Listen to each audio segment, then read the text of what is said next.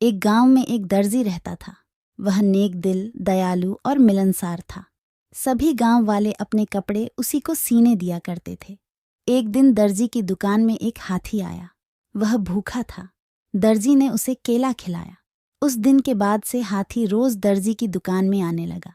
दयालु दर्जी उसे रोज केला खिलाता। बदले में हाथी कई बार उसे अपनी पीठ पर बिठाकर सैर पर ले जाता। दोनों की घनिष्ठता देखकर गांव वाले भी हैरान थे। एक दिन दर्जी को किसी काम से बाहर जाना पड़ा।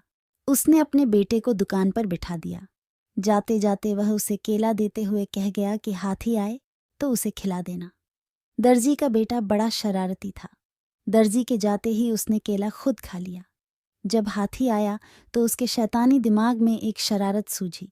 उसने एक सुई ली और उसे अपने पीछे छुपाकर हाथी के पास गया। हाथी ने समझा कि वह केला देने के लिए आया है, इसलिए अपनी सूंड आगे बढ़ा दी।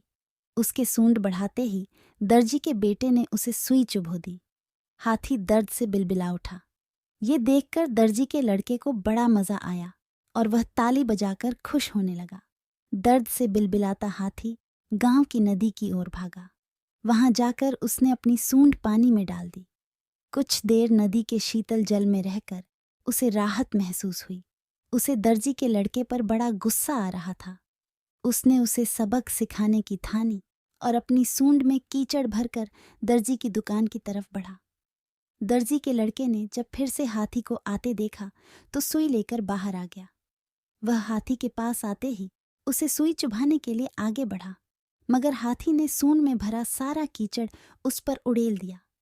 लड़का दुकान के दरवाजे के सामने खड़ा था। वह ऊपर से नीचे तक कीचड़ से लथपथ हो गया। दुकान के अंदर भी कीचड़ गया और लोगों द्वारा दिए गए कपड़े भी गंदे हो गए।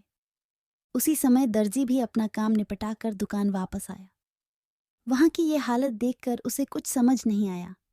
उसने अपने बेटे से पूछा तो बेटे ने सारी बात बता दी।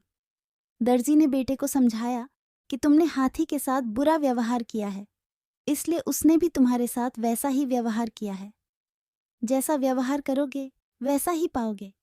आज के बाद किसी के साथ बुरा मत करना। फिर दर्जी ने हाथी के पास जाकर उसकी पीठ सहलाई और उसे केला खिलाया। हाथी खुश हो गया।